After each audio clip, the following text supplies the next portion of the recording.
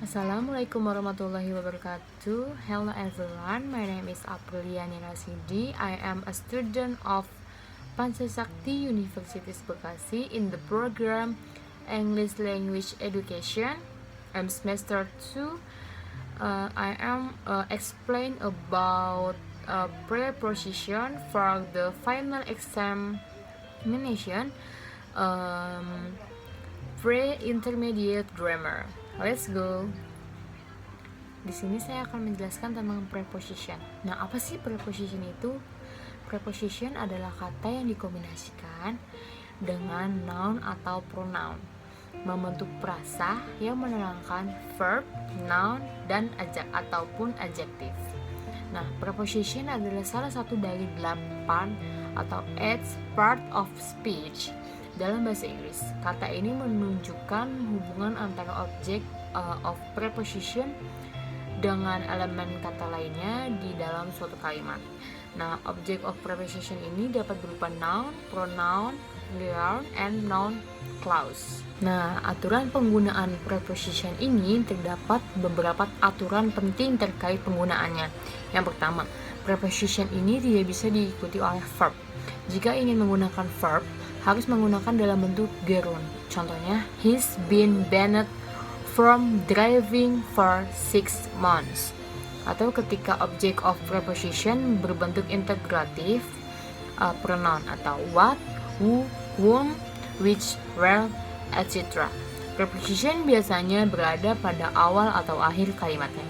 Contoh preposition, what are you thinking of? Ini adalah ketika object of preposition berbentuk relatif, pronoun that. Preposition berada pada kalimat atau pada berakhir kalimat. Nah, ada lagi contohnya yaitu here is the magazine that you asked for. Jadi ketika object of preposition ini berbentuk infinite, to plus verb, maka preposition ini berada setelah infinite. Nah, ada lagi contoh preposition yang lainnya. I need a book to write on. Dalam beberapa kalimat, preposition ini diletakkan dengan verb. Contohnya preposition I had been launched at. Nah, adapun di beberapa kasus preposition ini berada di depan kalimat, biasanya berupa kalimat tanya. Contohnya, for whom is this letter? Di beberapa preposition penting ini, preposition dapat menunjukkan arah, waktu, lokasi, dan posisi serta jenis hubungan abstrak lainnya. Nah, adapun contoh-contoh dari preposition ini, yang pertama adalah preposition in, or, on, or out, atau at. Jadi fungsinya ini di waktu ya. Di preposition in ini digunakan untuk bulan, tahun, abad, dan periode yang panjang. Contoh kalimatnya, I start working here in 2020. Gitu. Kalau misalnya dalam waktu, penggunaan prepositionnya itu on, digunakan untuk hari dan tanggal. Contohnya, what are you doing on Friday? Gitu.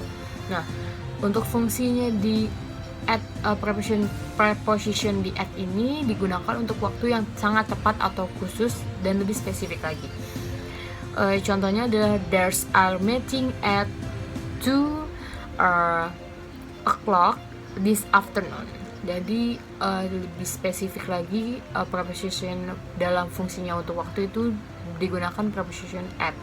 Nah, ada lagi untuk fungsi yang kedua yaitu di tempat.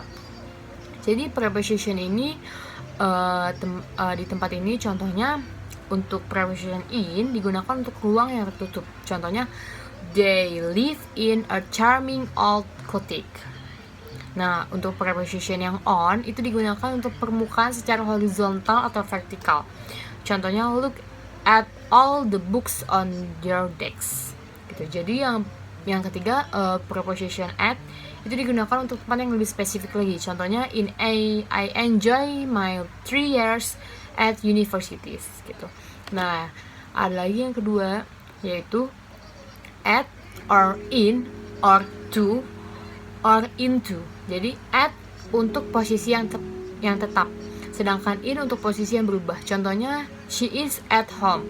She is trained is in motion.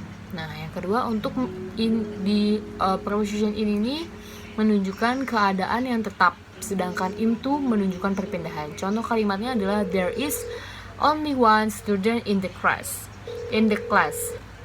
Nah, untuk into-nya she jumps into the water. Jadi bisa berubah-ubah. Lalu ada lagi preposition to bisa digunakan untuk menunjukkan petunjuk, tujuan, dan perbandingan, sedangkan into menunjukkan perubahan dan posisi bagian di dalam. Contoh kalimatnya look to the left, what a beautiful view. Nah, yang kedua contohnya the boy changed into a man. Nah, yang ketiga itu preposition on or onto. Jadi on bisa digunakan untuk menunjukkan posisi yang tetap maupun berubah. Contohnya she was sitting on that chair for 5 minutes. Snow fell on the hills. Nah, untuk preposition onto digunakan untuk perubahan level. Contohnya people climb onto their roof. Nah, yang keempat contoh preposition with or by. With menunjukkan alat yang digunakan, sedangkan by menunjukkan orang yang melakukan kegiatannya. Contohnya this letter was written by Charlie with a pencil.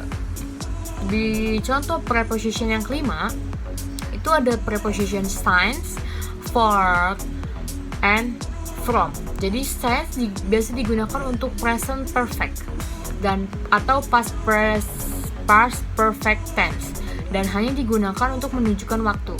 Dengan kata lain, kita tidak bisa menunjukkan tempat menggunakan preposition since. Jadi contohnya I have been ill since Monday. For bisa digunakan untuk menunjukkan waktu maupun tempat. Contohnya we walk 4 miles. She is out of the office for a few days next week. Nah, ada lagi from bisa digunakan untuk menunjukkan waktu dan tempat. Contohnya drinks will be served from 7 o'clock. She took her hairbrush from the handbag and began to brush her hair. Nah, yang keenam itu beside and besides. Jadi kedua kata ini mempunyai arti yang berbeda. Beside atau tanpa s menunjukkan posisi, sedangkan besides plus s digunakan untuk menambah suatu gagasan. Besides berarti in addition atau tambahan, also and ataupun and. Jadi contohnya he was sitting beside John atau he has a car besides a motorcycle.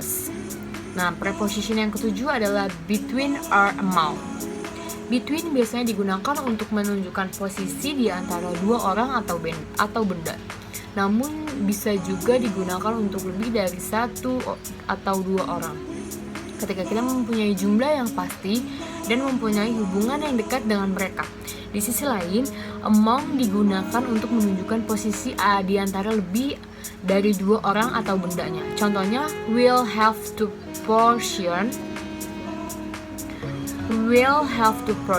the money out between the 6 of us.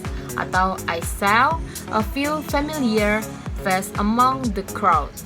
Nah, preposition yang ke-8 itu preposition among or amongst plus st. Jadi kedua kata ini memiliki makna yang sangat sama. Keduanya bisa digunakan ketika diikuti oleh the. Namun jika diikuti oleh sebuah kata yang diawali oleh huruf vokal digunakan amongst plus st. Jadi amongst plus st ini biasanya digunakan oleh penulisan sastra. Contoh kalimatnya they distribute the food amongst plus st the poor. They distribute the food among plus st or us. Jadi penggunaan preposition ini yang tidak perlu where is the brother at. Seperti yang telah dijelaskan dalam aturan penggunaan preposition bahwa terdapat beberapa preposition yang terletak pada awal atau bahkan akhir kalimat. Namun kita perlu hati-hati dalam menggunakannya karena terkadang kita justru terjebak dalam penggunaannya. Kalimat ini di atas adalah kalimat yang tidak perlu menggunakan preposition. Dengan menambahkan preposition atau hal tersebut justru membuat grammatical error pada kalimat tersebut. Nah, itulah materi preposition yang bisa saya sampaikan untuk memenuhi tugas ujian akhir semester saya. Kurang lebihnya mohon maaf. Assalamualaikum warahmatullahi wabarakatuh.